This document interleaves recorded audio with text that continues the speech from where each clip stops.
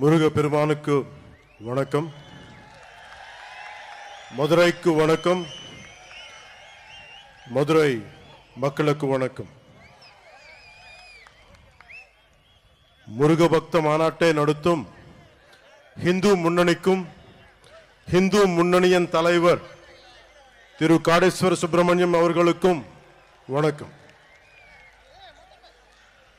கந்த சஷ்டி கவசத்தை இசைத்த லட்சோப லட்சம் பேரில் இருக்கும் ஒவ்வொருவருக்கும் வணக்கம். மேடையில் உள்ள தலைவர்களுக்கும் எல்லாருக்கும் வணக்கம். மேடையில் இருந்த திரு வன்னிராஜன் அவர்களுக்கும் திரு பக்தன் அவர்களுக்கும் திரு அண்ணாமலை அவர்களுக்கும் திரு எல் முருகன் அவர்களுக்கும் திரு வானதி ஸ்ரீனிவாசன் அவர்களுக்கும்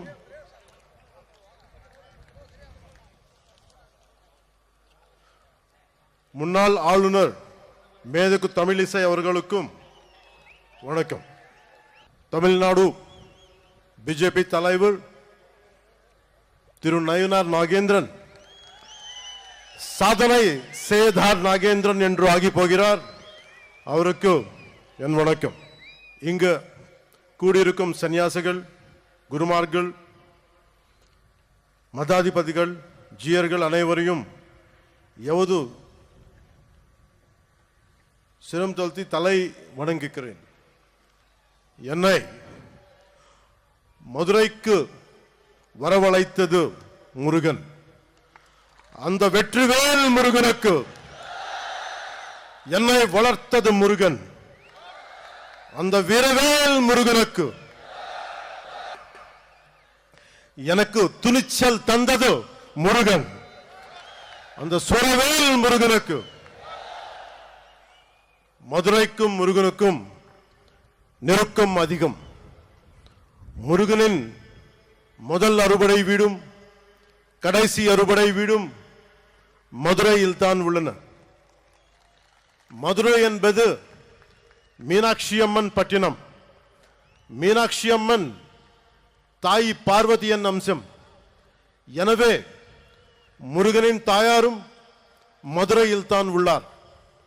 முருகனின் தந்தை சிவபெருமான் முதல் சங்கத்துக்கு தலைமை ஏற்று மதுரையில் தான் இருந்தார். எனவே இந்த மதுரையில் தாயமே இருக்கிறார், தந்தியம் இருக்கிறார், மகனும் இருக்கிறார். அப்படின்னா மதுரை மக்கள் எத்தனை புண்ணியம் பண்ணி இருக்க வேண்டும். அந்த புண்ணியத்தின் விளைவாக பசும்பொன் முத்துராமலிங்க தேவர் அவதரித்தார். தென் தமிழ்நாட்டின் மாபெரும் தலைவர் பசும்பொன் முத்துராமலிங்க தேவர் முருகனின் அவதாரமாக கருதப்படுகிறார். அவர் சிலைக்கு அருகே மயிலும் வைக்கப்பட்ட உள்ளது. தேவர் மூலம் மனித உறவில் முருகன் வாழ்ந்தார். அந்த பசும்பொன் முத்துராமலிங்க தேவரை தாழ் பணிந்து வணங்குகிறேன்.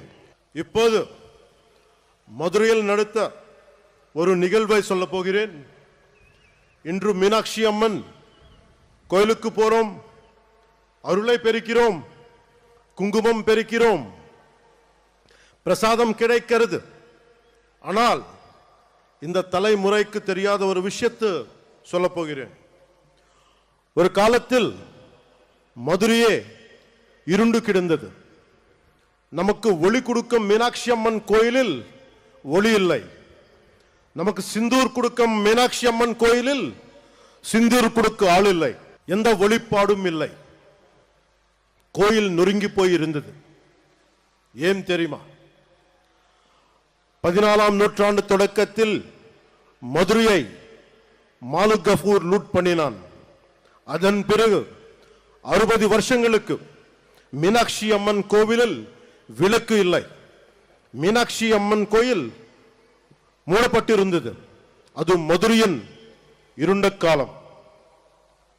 14ஆம் நூற்றாண்டின் முடிவில் மதுரையில் மீண்டும் ஒளி பிரிந்தது. அந்த ஒளி விளக்கை ஏற்றி வைத்தார் விஜயநகர இளவரசர் குமார கம்பனன். இதுல இருந்து என்ன தெரிந்தது? நமது நாட்டு நம்பிக்கைக்கு அழிவில்லை, அதுவும் யாராலும் அழிக்க முடியாது.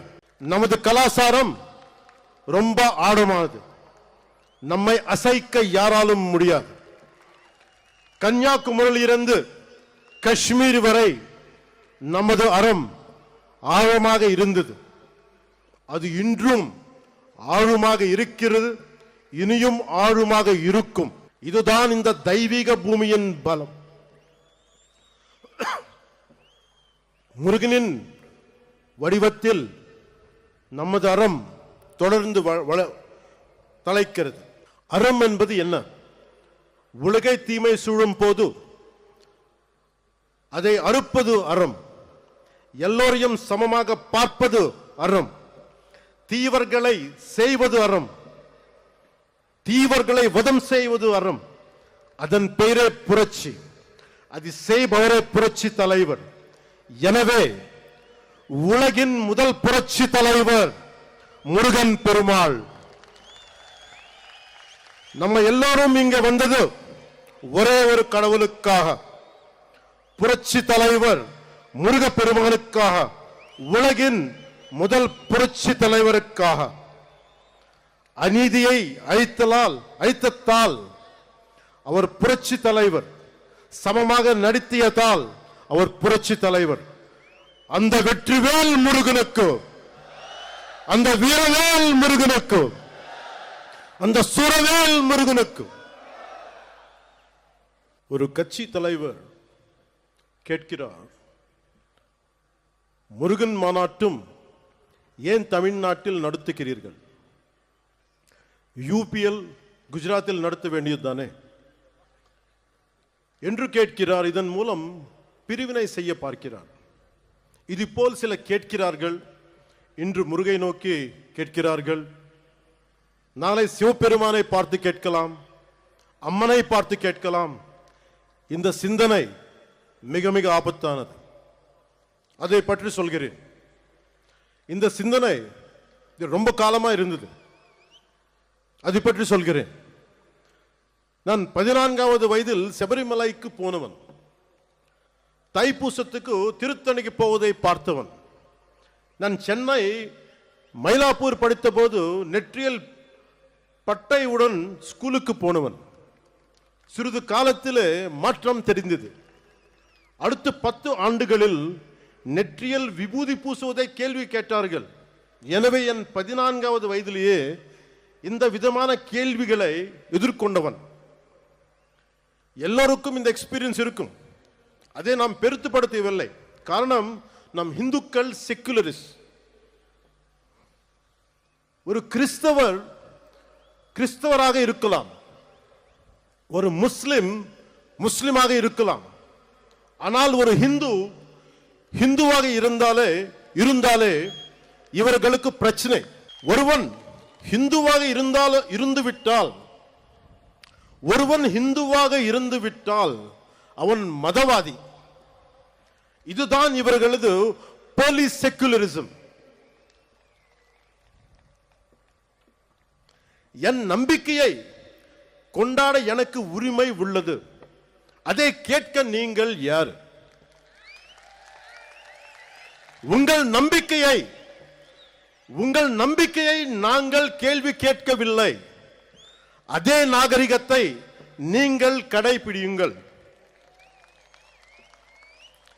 என் மதத்துக்கு மரியாதையை கொடுக்கு விட்டாலும் பரவாயில்லை, அவமரியாதையை செய்யாதீர்கள். முருகனை பற்றி கேள்வி கேட்கும் நீங்கள் அரேபியாவில் இருந்து வந்த மதங்கள் பற்றி இதே கேள்வியை நீங்க கேட்க முடியுமா? அதற்கான துணிச்சல் உங்களுக்கு உண்டா? அதனால சொல்ற, சீண்டி பார்க்காதீர்கள், சீண்டி பார்க்காதீர்கள். சாது மிரண்டால் காடு கொள்ளாது, సాధు మిరండాల్ కాడు కొల్లాదు. సజ్జనుడికి కోపం వస్తే, సహనంతో ఉన్నవాడి కోపం వస్తే వాడిని ఆపటం ఎవరి తరం కాదు.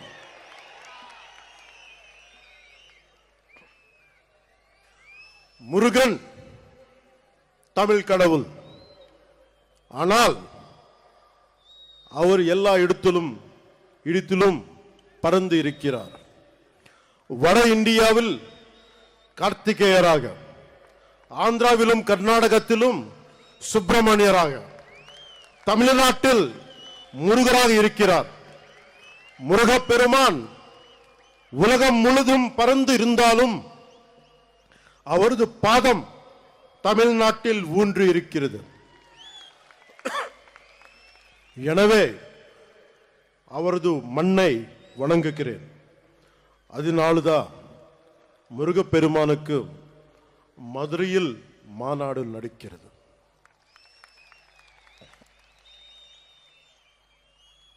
அதனால்தான் இந்த மாநாட்டுக்கு நாம் எல்லாமே வந்திருக்கிறோம்.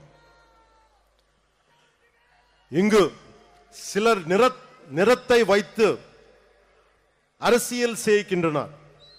நமக்கு நிறத்தில் எந்த பேதமும் இல்லை. நமக்கு நிறத்தில் எந்த பேதமும் இல்லை. கிருஷ்ண பகவான் கருப்பு, காளி மாதா கருப்பு.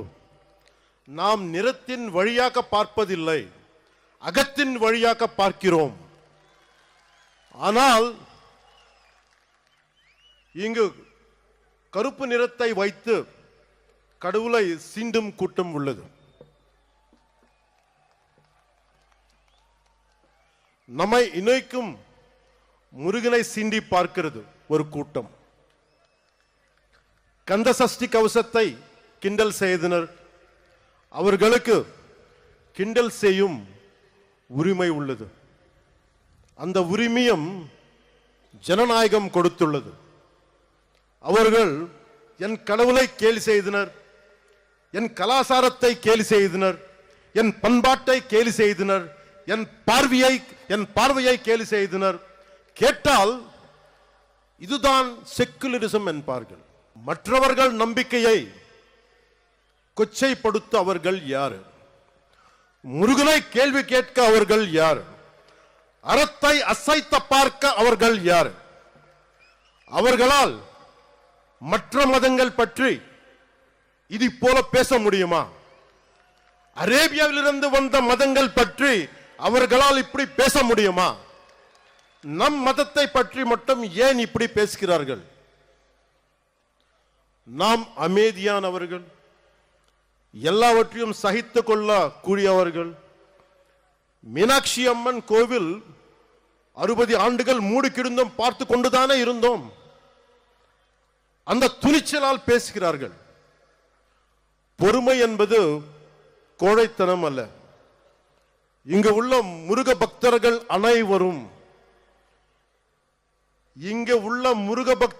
அனைவரும் ஒரு பார்வை பார்த்தாலே போதும். ஒரு பார்வை. நம்ம கடவுள்னு திட்டுறது கூட்டம் காணாத கூட்டம் ஆகிவிடும். சிவபெருமானை நெற்றி கண்ணை திறந்த பூமி இது. இன்று இந்த கூட்டம் வரும், நாளை இன்னொரு கூட்டம் வரும். எத்தனை நாள் பொறுப்பது? முருகனை பற்றி இழிவாக சொன்னால் உங்கள் இதயம் நொறுங்க வேண்டாமா? நீங்கள் துடிக்க வேண்டாமா? பதற வேண்டாமா? நம்மை காப்பாற்றும் முருகனை நாம் காப்பாற்ற தேவையில்லை. ஆனால் நம்மை காப்பாற்றுவதற்கு கைமாறு செய்ய வேண்டாமா? நன்றியை காட்ட வேண்டாமா? நம்பிக்கையை சொல்ல வேண்டாமா? இந்த மாநாட்டிலேயே இப்போதே ஒரு முடிவுக்கு வருவோம். எப்படி மின்னல் கண்களை குருடாக்கமோ, எப்படி காற்றாற்று வெள்ளம் கரைகளை உடைக்கமோ, அது போல பொங்குவோம். நான் உங்களுக்கு அறைகூவல் விடுக்கிறேன். அநீதியை தட்டி கேட்க திருளுவோம். அறத்தை காக்க அனைவரும் எழுவோம். முருகன் நீதியை காப்பாற்ற புறப்படுவோம். இந்த முருகுப்படை திற்றது கூட்டத்தை தகுர்க்கும். இப்படை தோற்கின் எப்படை வெல்லும். இப்படை தோற்கின் எப்படை வெல்லும். அன்பு என்பது பலவீனம் அல்ல, அது துணிவின் அடையாளம், வீரத்தின் ஆன்மா, வெற்றியின் படிக்கட்டு. அன்பால் இணைவோம், ஆவேசத்தால் வெல்வோம். சூரபத்மனை வதம் செய்த புரட்சி தலைவர் பாருங்கள். இது கலியுகம். முருகன் நேரில் வரமாட்டார். நாமே முருகனின் உணர்வாக மாறுவோம். நாச சக்திகளை நிர்மூலம் செய்வோம்.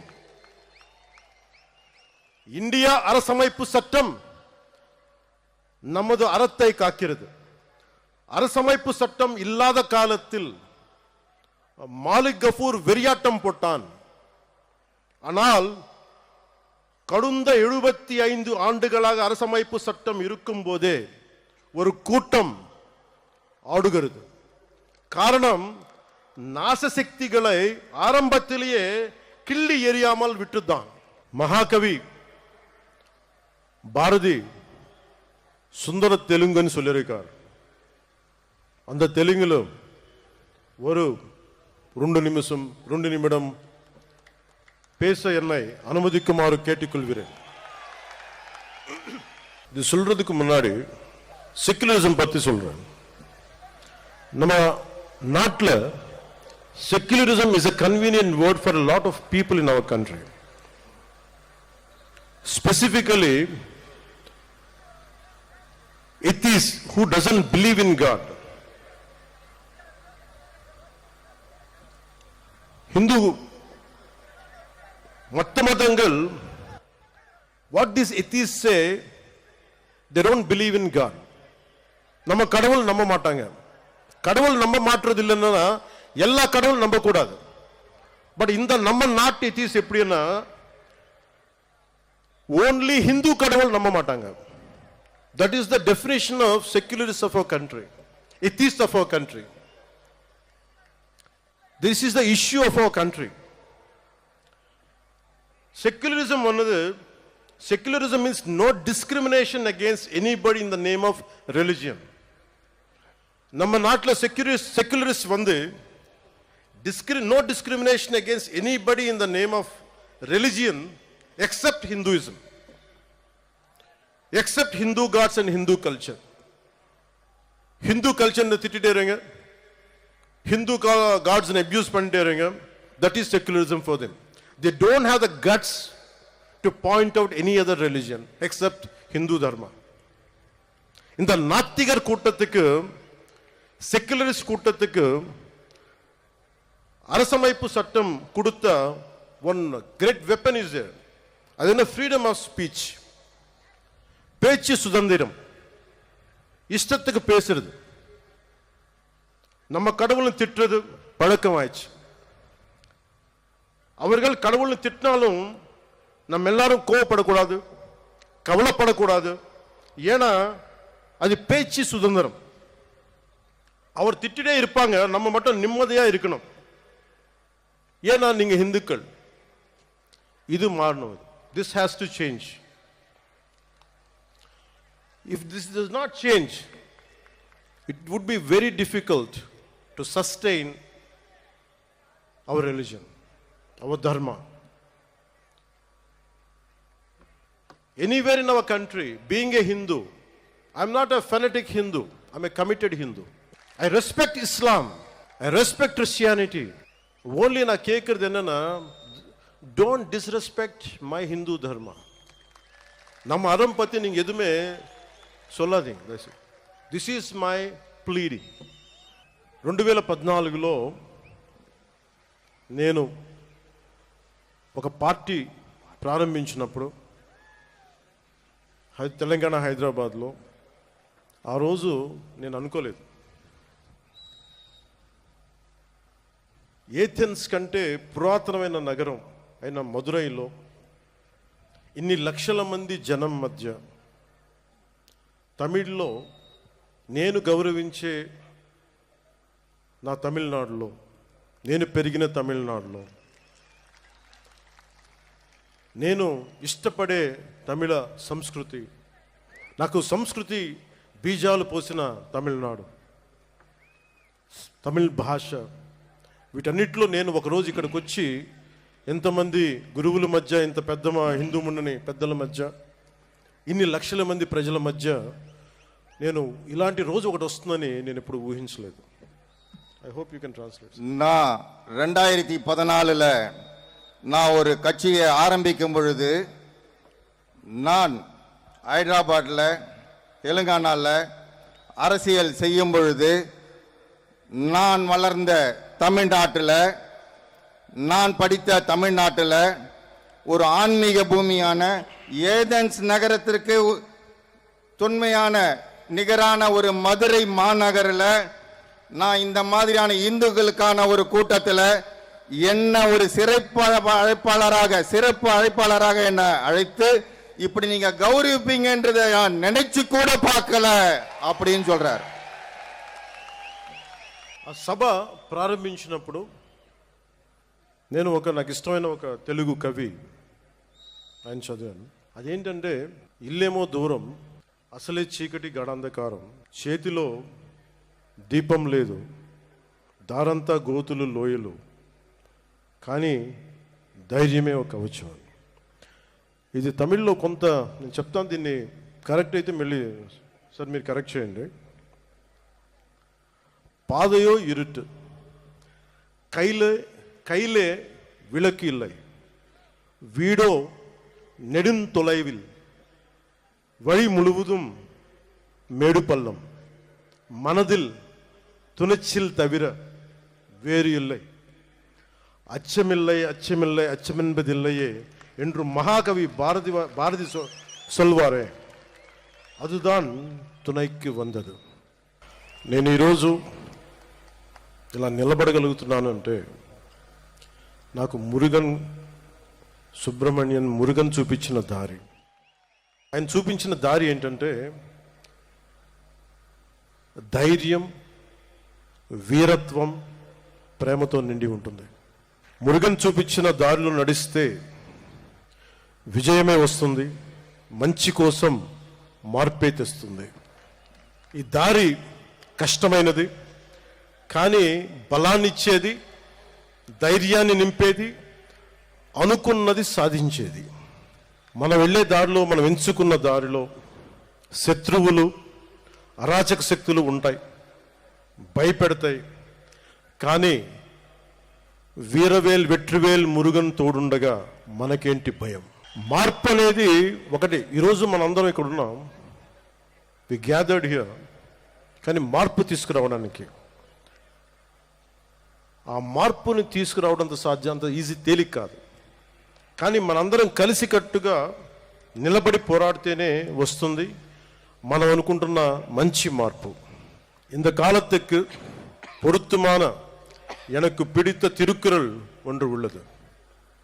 அந்த குறள் சொல்கிறது, சுண்டலிகள் ஆயிரக்கணக்கில் படை எடுத்தாலும் ஒரு நாகப்பாம்பு பார்த்து சீறினால் போதும், அந்த எலிக்கூட்டம் காணாத போய்விடும். அதுபோல நமது எதிரிகள் எவ்வளவு பேர் இருந்தாலும் முருகனின் தந்தை சிவபெருமான் கழுத்தில் உள்ள நாகம் பார்த்தாலே போதும், காணாத போய் விடுவார்கள். எனவே